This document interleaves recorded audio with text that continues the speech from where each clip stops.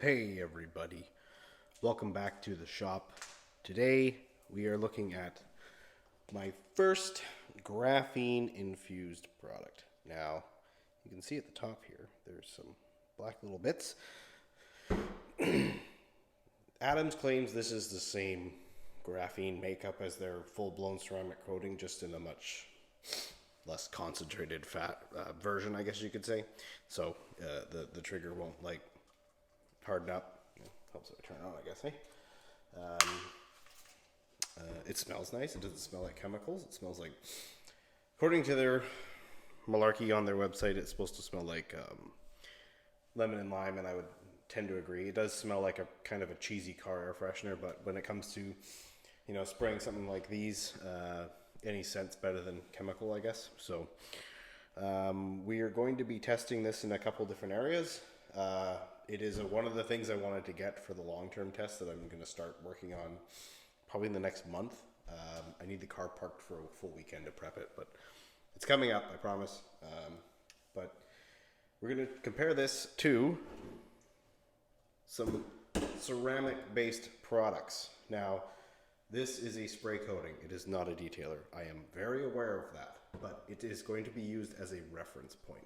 So these two are going to be used as detailing competitors, detailer competitors in a ceramic version.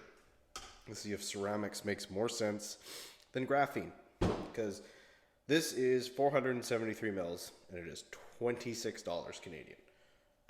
This is 400 mils and it's $19 Canadian. This is 768 mils and it's about 24, 25 Canadian. So it's not exactly a better value on the nose of it. Reviews I've read state that you use it quite sparingly, so that's always nice. The less you have to use, the less, the longer the bottle lasts you. But we're going to compare it in a couple different areas. We're going to compare, obviously, hydrophobics.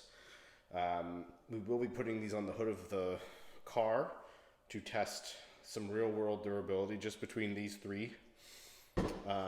Nova Jet will be used in the hydrophobics comparison, not any real world yet. It will be on a long-term test coming up. But we're just going to use it to check hydrophobics relative to something that has very good hydrophobics. It's the only reason why this is here, because it has good hydrophobics. It is not a good value. It's easy enough to use, but it's not a good value. But it has really good hydrophobics. We're just going to compare how good this is relative to that, and obviously relative to these as well. We have a couple different panels for checking the appearance boosting. One of them is black and it has simulated haze. So took a microfiber applicator, put on, a nice aggressive polish, worked it in really poorly, all the don'ts of polishing and detailing. Did that to a black plastic test panel, which was then panel wiped to remove any oils and stuff and give us a pure base. So those three will be applied over top. We'll see how well each of them fills the black panel. Obviously this one, they state that it has a lot of gloss improving characteristics. We will also check the gloss and fill on a red painted panel. So, black is it's a reflective color. You're not sprucing up black to bring out warmth and stuff. Like, you can get a wetness to it maybe, but typically I believe and subscribe to the school of thought that polishing is where you do that, not waxing or sealing or whatever you want to call it.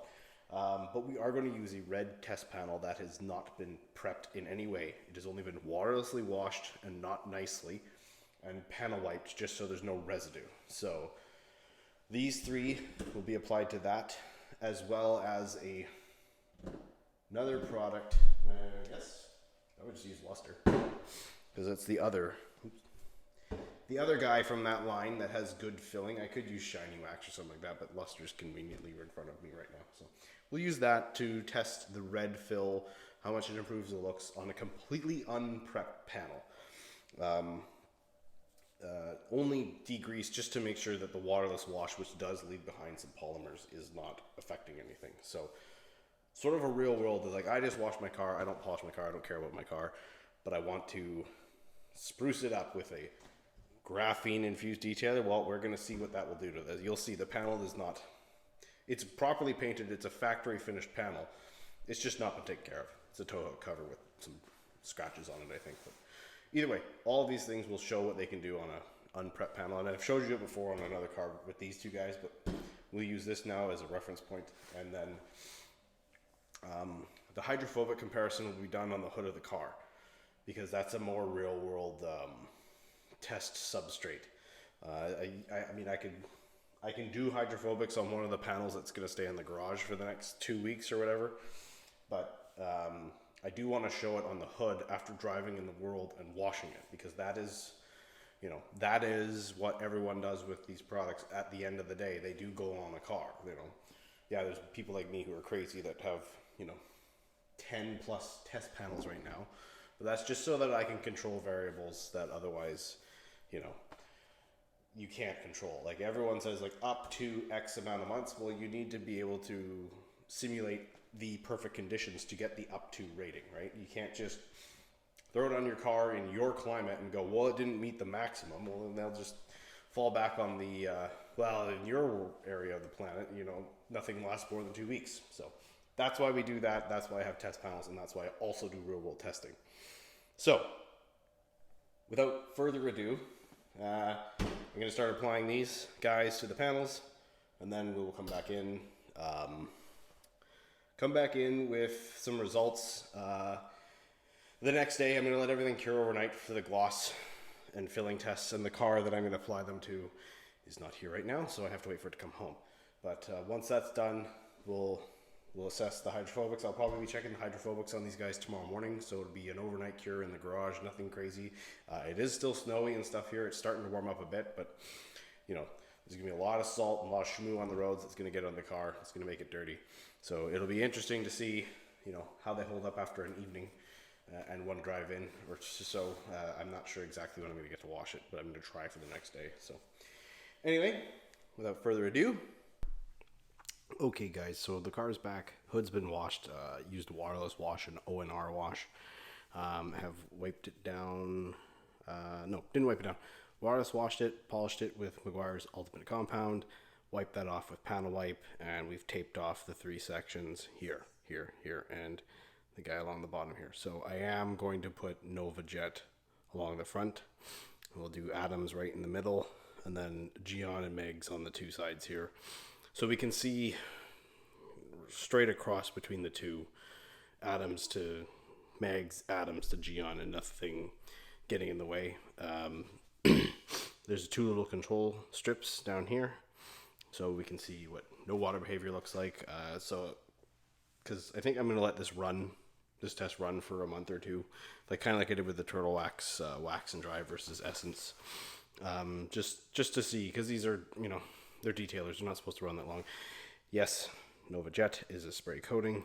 We're not using it for durability. We're just using it for hydrophobics. So we will do real world with it in hydrophobics. Forgive me earlier, I didn't want to, but it ended up just working out easy to do it this way. So I'm going to get these applied, and then we will check back in tomorrow morning for the initial water behavior with a quick wash. And I'm going to use Geon Bathe Essence for that wash because it is very free rinsing and very light. But we'll see you tomorrow morning. All right, everybody, it's next morning. Just drove in. Rained a little bit, but not too much. Just so you know how this is laid out, Geon is on this side, Atoms is in the middle, Meguiar's is on this side, and I decided to put Jet across this front piece right here. However, this rubber gap was holding water when I was applying it, and it sprayed water onto the surface as I was applying the product, so no idea whether or not that's going to affect its actual performance. So if you see it look kind of blotchy or inconsistent, that's probably why. But everything else has been applied properly, normal fashion, and we're going to give it a rinse now and see how they're doing after initial behavior, and then give it a quick wash and maybe a wet wipe or a dry off with a rag, and just see if there's any difference or anything to be gained by that.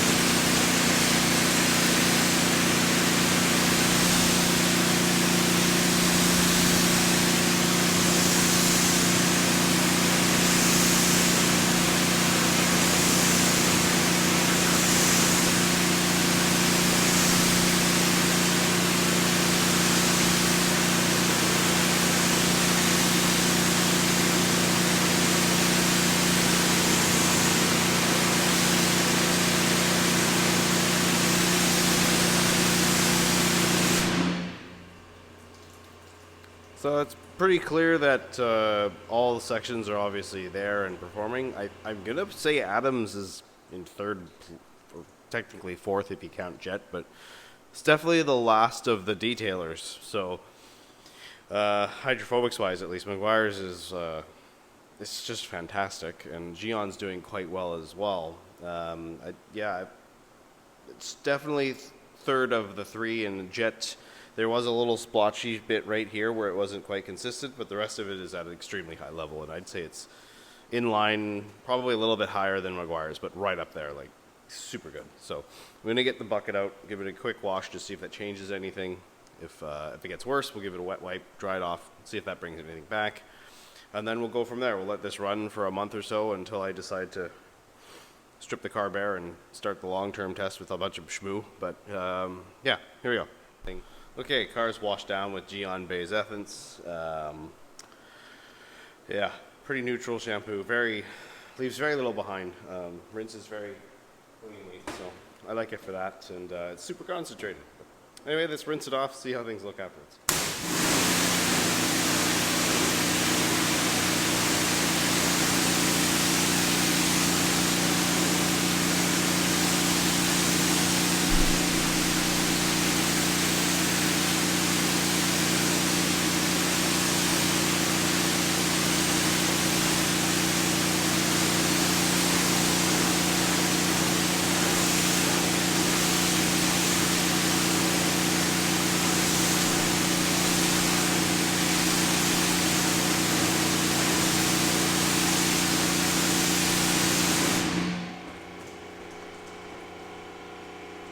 So, it looks as if Meguiar's and Jet are the most unaffected by any kind of washing. So I am going to give these a wet wipe and a dry off and recheck them again because there's a little bit of unevenness between Geon and Adams. And these were 2 layers applied back to back. So I sprayed it into the towel with it folded up, wiped it in, flipped it, wiped it off.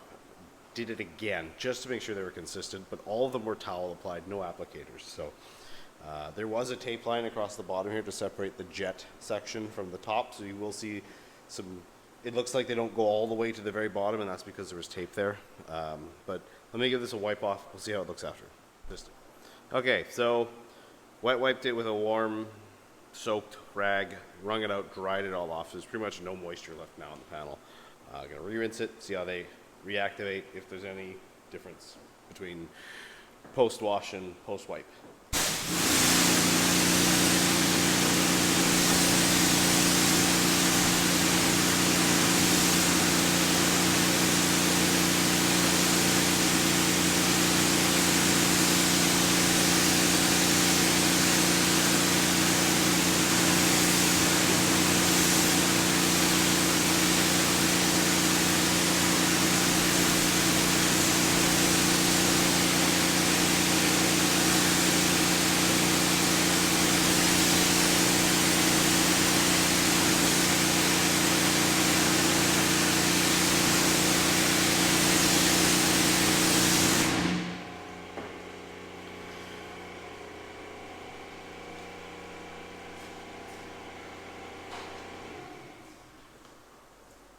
Well, Meguiar's is definitely in first. You know, it's funny, like, some people don't subscribe to beading versus sheeting, and I understand that point, but if I'm topping a ceramic or a graphene coating that has an insanely hydrophobic performance, I want to maintain that with the Meguiar's product here, right? Like, I don't know if I'd want that, per se, on top of a product that normally performs like this.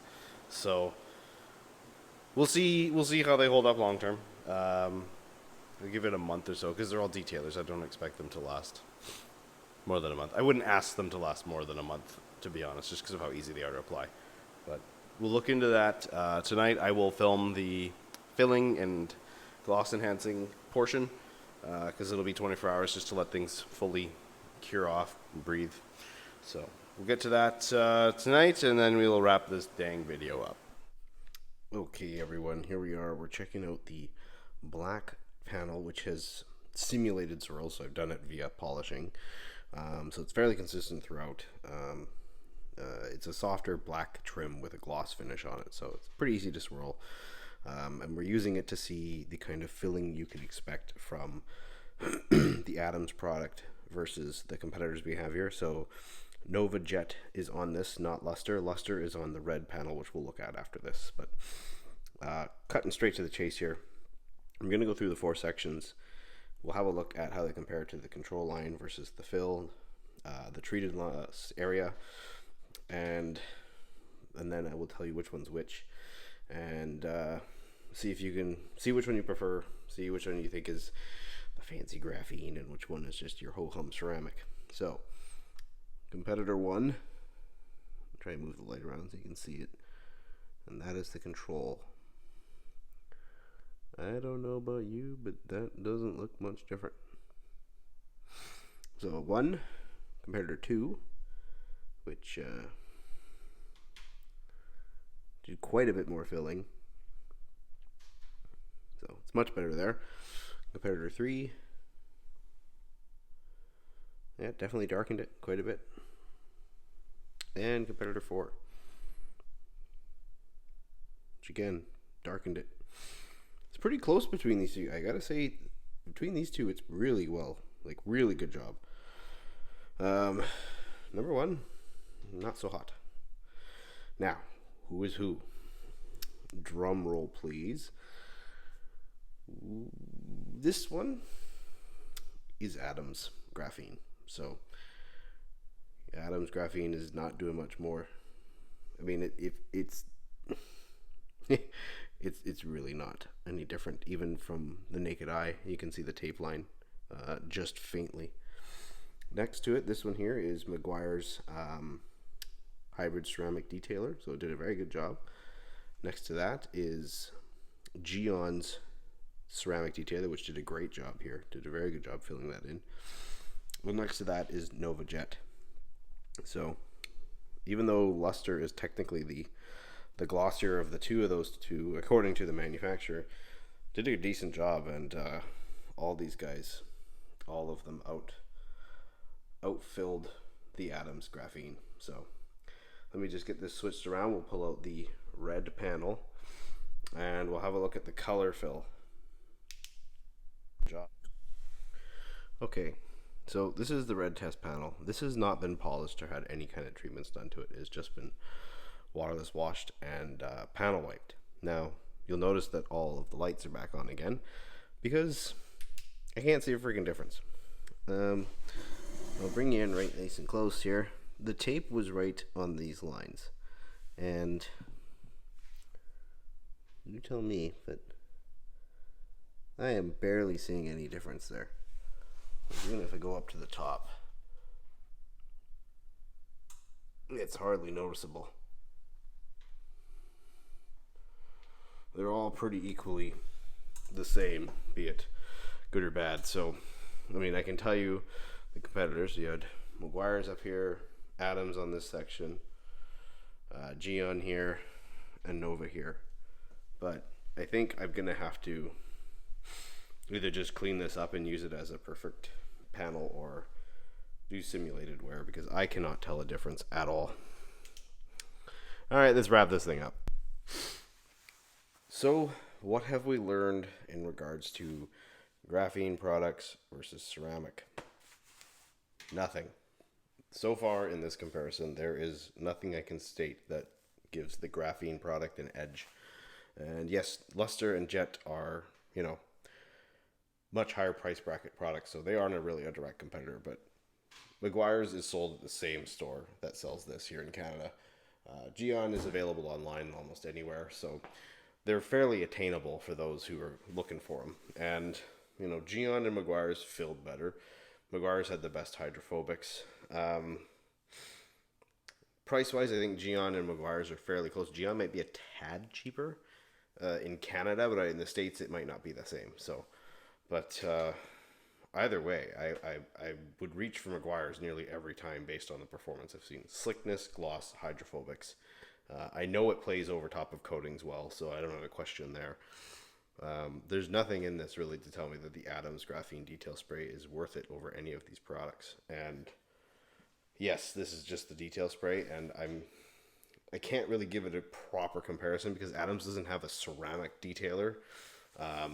They just have a regular sort of Carnauba polymer type detailer, so it's not quite a direct like this is going to replace that comparison. Like ceramic is supposed to be replaced by graphene, and the graphene's the latest and greatest thing out there. So we'll have to wait until my Adams ceramic and graphene spray coatings show up, which should be showing up tomorrow. So I'll get cracking on those guys. I also have the Sonex ceramic spray coating coming in, as well as Shiny Wax V2. So all those are going to get compared to their competitors, and Polymer Net Shield's going to take on the coating, and obviously Shiny Waxes versus each other, and I'll throw in like maybe Luster or something to see how it compares to competitors. But overall, yeah, I can't really recommend their detail spray based on its performance alone. It does have a nice smell. It's a decent bottle. I mean, the company's they're not some sham company. They've been around a long time, but the Maguires and the other products here just represent a better value for me and my market and what I'm looking for out of this product. But anyway, thank you again for watching. We'll see you in the next one.